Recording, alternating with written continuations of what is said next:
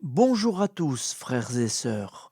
Soyons dans la paix et la joie de notre Seigneur Jésus-Christ. Je vous propose d'écouter l'évangile de ce jour. Nous sommes lundi de la 4e semaine de Carême. L'Église fête les bienheureux Joseph Aparicio Sanz et le bienheureux Vincent Prenucci, prêtre et martyr en 1949.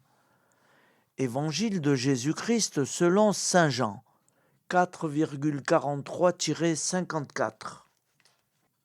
En ce temps-là, après avoir passé 2 jours chez les Samaritains, Jésus partit de là pour la Galilée.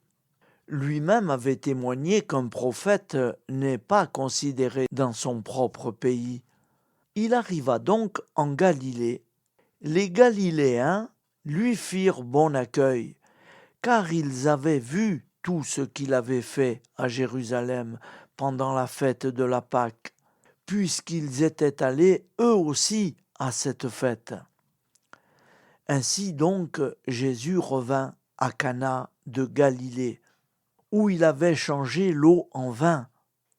Or, il y avait un fonctionnaire royal dont le fils était malade à Capharnaüm. Ayant appris que Jésus arrivait de Judée en Galilée, il alla le trouver.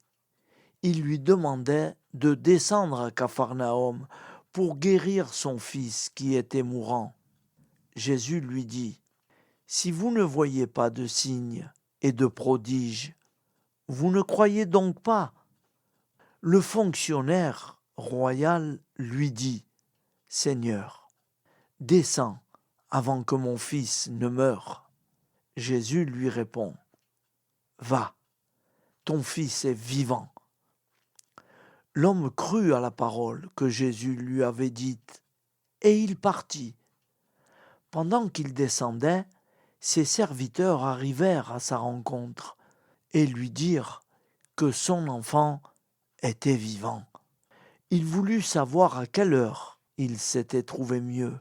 Ils lui dirent : « C'est hier, à la 7e heure, au début de l'après-midi, que la fièvre l'a quitté. » Le père se rendit compte que c'était justement l'heure où Jésus lui avait dit : « Ton fils est vivant. » Alors il crut, lui ainsi que tous les gens de sa maison.